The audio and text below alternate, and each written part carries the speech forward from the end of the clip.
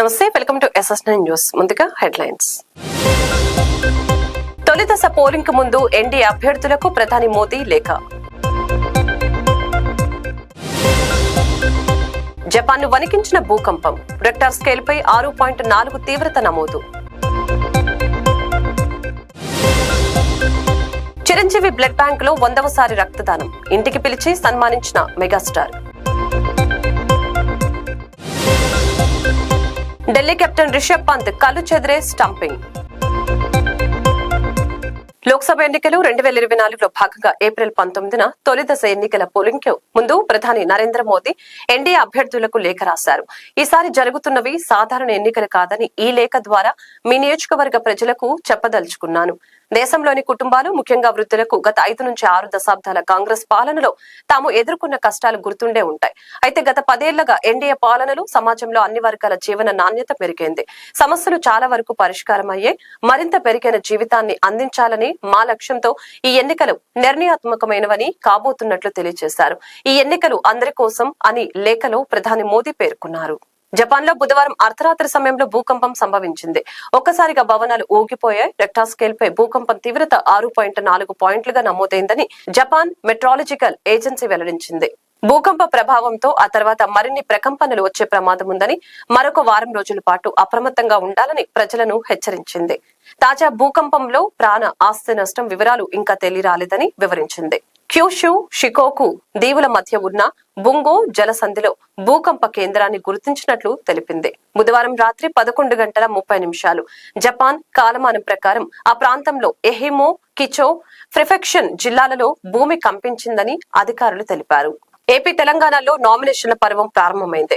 విజయవాడ పశ్చిమ నియోజకవర్గం నుంచి బీజేపీ తరపున పోటీ చేసిన సుజనా చౌదరి నామినేషన్ వేయడానికి భారీ ర్యాలీగా బయలుదేరారు. అంతకుముందు చిట్టినగర్ లోని మహాలక్ష్మి అమ్మవారి ఆలయంలో ఆయన ప్రత్యేక పూజలు నిర్వహించారు.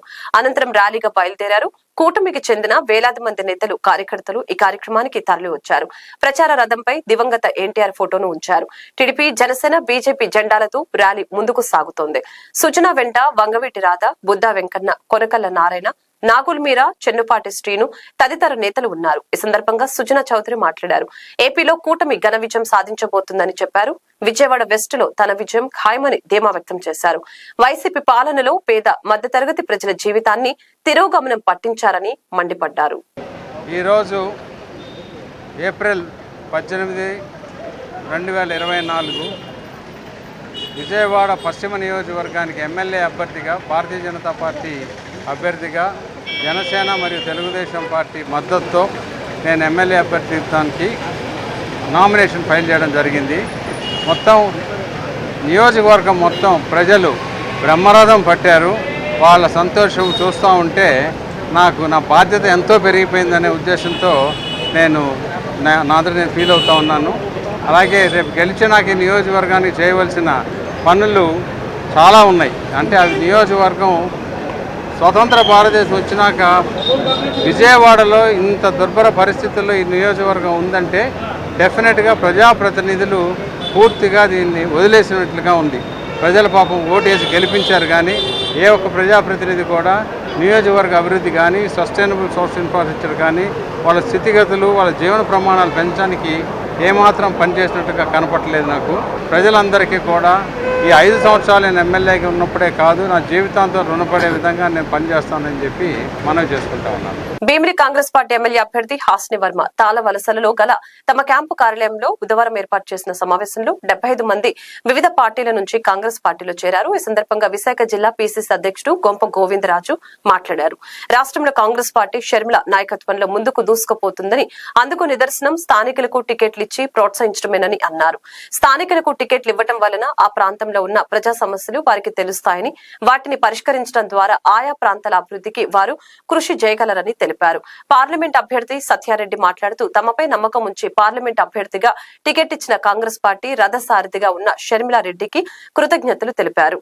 నాకు షర్మిలారెడ్డి పార్లమెంట్ అభ్యర్థిగా అవకాశం ఇచ్చారని అన్నారు. ఇప్పటి వరకు 58 చిత్రాలను నిర్మించానని, గద్దర్తో కలిసి పనిచేసే అవకాశం కూడా నాకు కలిగిందని తెలిపారు. పార్లమెంట్ అభ్యర్థిగా తనని, ఎమ్మెల్యే అభ్యర్థిగా హాస్ని వర్మను హస్తం గుర్తుపై ఓటు వేసి గెలిపించాలని కోరారు.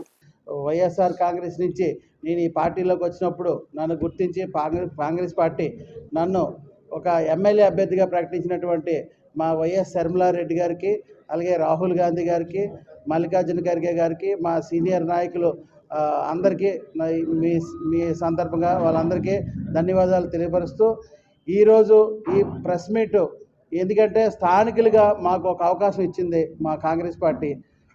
నేను ఇదే ఊర్లో పుట్టి ఇదే ఊర్లో పెరిగా, ఇక్కడే చదువుకున్నా. నిన్న మొన్న ఒక పేపర్లో రాశారు నేను స్థానికేతరులని నానేసి అని, నేను వచ్చి ఎంక్వైరీ చేసుకోమన్నా. నేను ఇదే భీమిలిలో బ్యాంక్ వాళ్ళ పక్కన మహాలక్ష్మీపురం అనే రేఖవనపాలెం పంచాయతీలో నేను పుట్టడం జరిగింది. అక్కడే పెరిగాను, అక్కడే చదువుకున్నా. 1వ స్టాండర్డ్ నుంచి అప్ టు డిగ్రీ వరకు ఇక్కడే చదువుకున్నా. డిగ్రీ తర్వాత నేను ఎంబీఏ ఎల్ఎల్బి విజయనగరంలో ఎల్ఎల్బి చేశా, ఎంబీఏ వైజాగ్లో చేశా. నన్ను స్థానికుడిగా మీరందరూ నన్ను గుర్తించి, భీమిలి ప్రజలందరికీ నా విన్నపం ఒకటే, ఇన్నాళ్ళు మన స్వతంత్రం 1947 స్వతంత్రం ముందు మన బ్రిటిష్ వారు ఎలాగైతే మనల్ని పరిపాలించి మనల్ని ఏ రకంగా అంటే ఇబ్బందులు పెట్టి మన హక్కుల్ని కాలరాసి వాళ్ళు మనల్ని తొక్కి మనల్ని బానిసలుగా చేశారో, అలాగే ఈ భీమిలి నియోజకవర్గంలో కూడా 2 కంపెనీలు ఉన్నాయండి. మీరు ఆ భీమిలిలో ఆ రోజు బ్రిటిష్ వారు వెళ్ళిపోయారు, కానీ ఇక్కడ 2 కంపెనీలు విడిచిపెట్టి వెళ్ళిపోయారు. నాకు విశాఖపట్నం పార్లమెంటు కాంగ్రెస్ అభ్యర్థిగా ప్రకటించి వర్మ గారిని భీమిలి నియోజకవర్గం ఎమ్మెల్యే అభ్యర్థిగా ప్రకటించిన మన పిసిసి రథసారథి రాజన్న ముద్దుబిడ్డ శ్రీమతి వైఎస్ శర్మిలారెడ్డి గారికి కృతజ్ఞతలు తెలియజేస్తూ, ఈరోజు ఇంత శ్రీరామనవమి పండగ ఉన్నా కూడా కాంగ్రెస్ పార్టీ మీద అభిమానంతో ఈ భీమిలి నియోజకవర్గ రాజకీయ చిత్రపటాన్ని మార్చడానికి కంకణం కట్టుకొని పండగను కూడా కొంచెం సేపు పోస్ట్ పోన్ చేసుకొని ఇక్కడికి వచ్చేసిన కాంగ్రెస్ కార్యకర్తలందరికీ కూడా చేతులెత్తి నమస్కరిస్తున్నాను. అలానే కాంగ్రెస్ పెద్దలు, వార్డు కమిటీ మెంబర్లు, అనుబంధ సంఘాల వారు, మన కాంగ్రెస్ పార్టీకి ఇండియా కూటమిలో ఉండి మిత్రపక్షంగా ఉన్నటువంటి సిపిఎం పార్టీకి చెందిన పెద్దలు, అలానే ఇక్కడికి హాజరు కాకపోయినా CPI, Aam Aadmi party, Samajwadi party కూడా మన మిత్రపక్షాలకి హృదయపూర్వకంగా నమస్కారాలు తెలియజేస్తున్నాను. మా అందరికీ సీట్లు రావడానికి సహకరించిన జిల్లా కాంగ్రెస్ పార్టీ రథసారథి ఎన్నో ఒడిదుడుకులు వచ్చి ఆంధ్రప్రదేశ్లో కాంగ్రెస్ పార్టీ ఎక్కడ ఉంది అంటే ఇక్కడ ఉంది వైజాగ్లో అని చూపించి రేవంత్ రెడ్డి గారి సభను విజయవంతం చేసిన అన్న గోవిందరాజు అన్నకు కూడా మీ అందరి సమక్షంలో కృతజ్ఞతలు తెలియజేస్తూ, మా సీట్లు రావడానికి కూడా ఆయన సహకారం ఉందని మీ అందరి సమక్షంలో తెలియజేస్తున్నాం. ఎవరికి సీట్లు వచ్చినా పార్టీ అధిష్టానాన్ని గౌరవిస్తూ పెద్దలందరూ ఇక్కడికి విచ్చేసి మా గెలుపు కోసం కృషి చేస్తున్నందుకు వారికి కూడా హృదయపూర్వకంగా మహేష్ గారికి అందరికీ కూడా ధన్యవాదాలు తెలియజేస్తున్నాం. సోదరులారా, ఈరోజు దేశంలో ఇండియా కూటమి అనేది చాలా అత్యంతమైనటువంటి అవసరం. ఎందుకంటే ఒక పక్క బీజేపీ అవలంబిస్తున్నటువంటి విధానాలు, రాష్ట్రంలో వైసీపీ అవలంబిస్తున్నటువంటి ప్రజా వ్యతిరేక విధానాలని తిప్పుపట్టాలంటే ఇండియా కూటమి అభ్యర్థుల్ని కంపల్సరీగా కల్పించాలని ముందుగా విజ్ఞప్తి చేస్తున్నాం. ఈరోజు విశాఖ జిల్లాలో ఇండియా కూటమి అభ్యర్థి పార్లమెంటుగా సత్యారెడ్డి గారికి, అలాగే భీమిలి అభ్యర్థిగా వరమరాజు గారికి ఈ ఇండియా కూటమి బలపరిచినటువంటి అభ్యర్థులు పోటీ చేస్తున్నారు. మీకు తెలుసు, భీమిలిలో జరిగినటువంటి భీమిలి నియోజకవర్గంలో జరిగినటువంటి అభివృద్ధి కానీ అరాచకాలు కానీ, ముఖ్యంగా పాలకులు అవలంబిస్తున్నటువంటి అరాచకాలని ఈరోజు ఎండగట్టాలంటే కూటమి అభ్యర్థి బలపరిచినటువంటి వరమరాజు గారికి ముఖ్యంగా హస్తం గుర్తుపై ఓటు వేసి గెలిపించాలని మీ అందరికీ విజ్ఞప్తి చేస్తున్నాం. ఈ రోజు కానీ మళ్ళీ వైఎస్ఆర్ కానీ, ఈ వైఎస్ఆర్ పార్టీ కానీ లేదా టీడీపీ పార్టీ కానీ గెలిస్తే ప్రజలు అవినీతి పాలవుతారు తప్ప ఉపాధి అవకాశాలు చాలా తక్కువ ఉన్నాయి.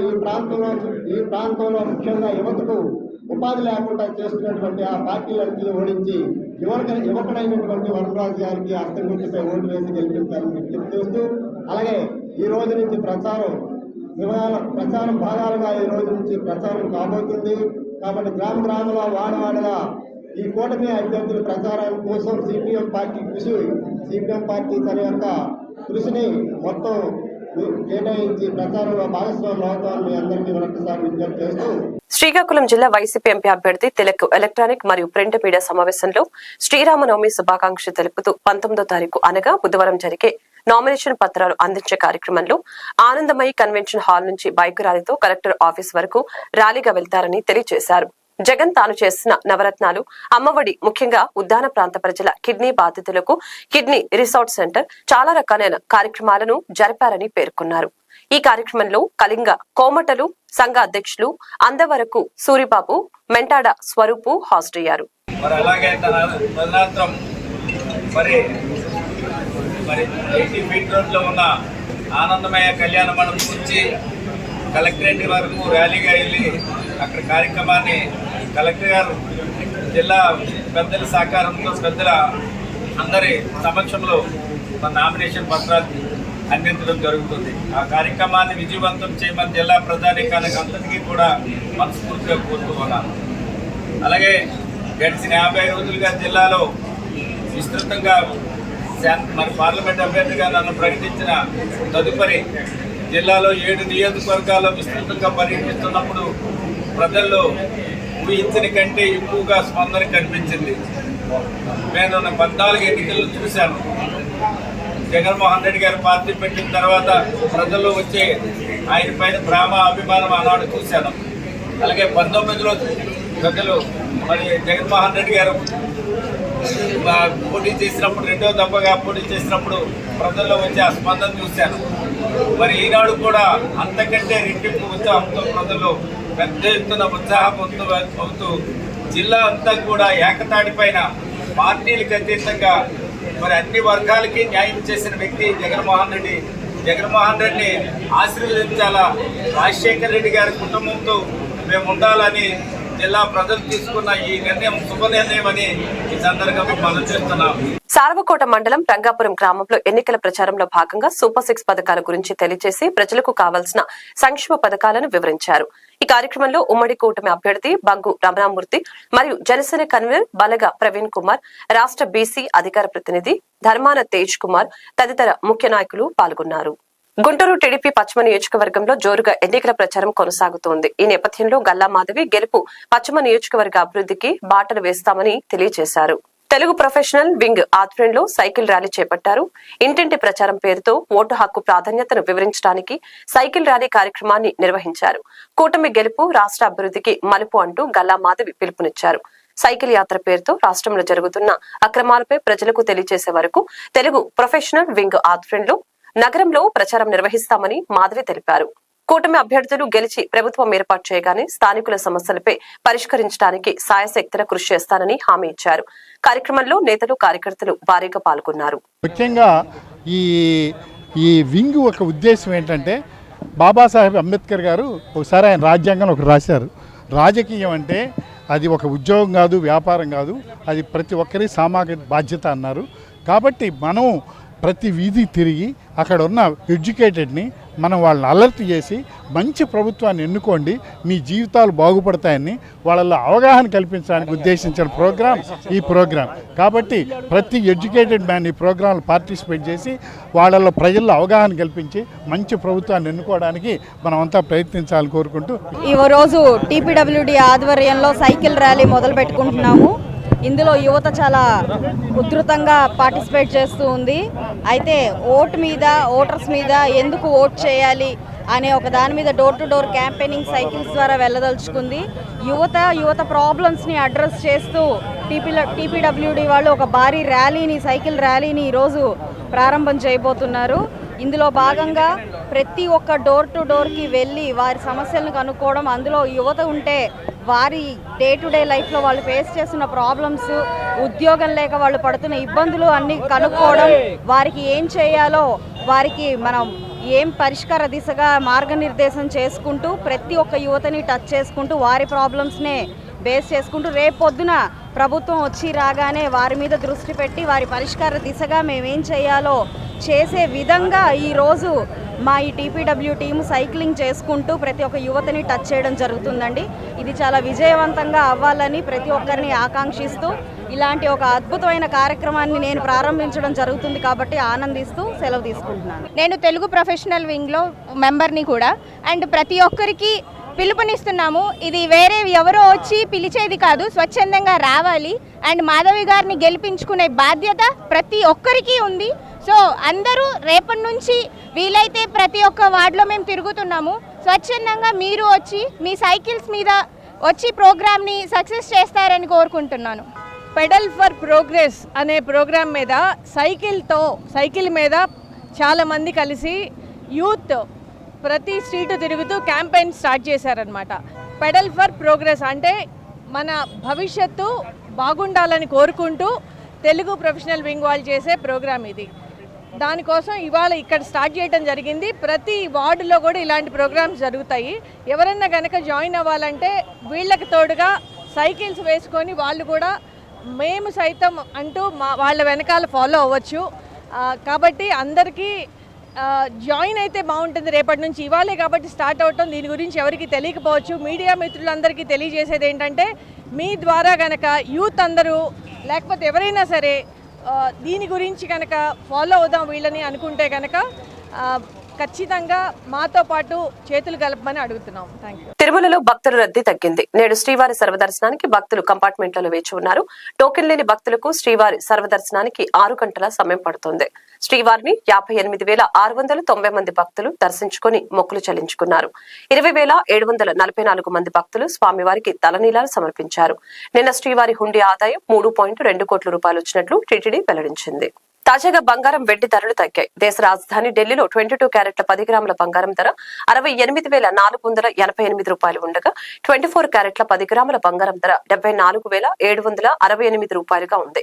హైదరాబాద్, విజయవాడలో 22 క్యారెట్ల 10 గ్రాముల బంగారం ధర 69,226 రూపాయలు ఉండగా 24 క్యారెట్ల ధర 75,574 రూపాయలుగా ఉంది. వెండి ధరలు పెరిగాయి. ఢిల్లీలో కిలో వెండి ధర 86,500 రూపాయలు ఉంది. హైదరాబాద్, విజయవాడలో కిలో వెండి ధర 90,000 వద్ద కొనసాగుతూ ఉంది. దేశీయ స్టాక్ మార్కెట్ల సూచీలు గురువారం ఉదయం లాభాలతో ప్రారంభమయ్యాయి. ఉదయం 9 గంటల 17 నిమిషాల సమయానికి నిఫ్టీ 96 పాయింట్లు లాభపడి 22,245కు చేరింది. సెన్సెక్స్ 280 పాయింట్లు దిగజారి 73,219 వద్ద ట్రేడ్ అవుతుంది. అమెరికా డాలర్ ఇండెక్స్ 105.93 పాయింట్ల వద్దకు చేరింది. క్రూడ్ ఆయిల్ బ్యారెల్ ధర 87.4 అమెరికన్ డాలర్ల వద్ద ఉంది. యుఎస్ 10 ఏళ్ల బ్యాండ్ ఈల్డ్లు 4.59% చేరాయి. అమెరికా మార్కెట్ లో గడిచిన సెషన్ లో నష్టాలతో ముగిశాయి. S&P 0.58% నష్టాలు పాలైంది. నాస్డాక్ 1.15% దిగజారింది.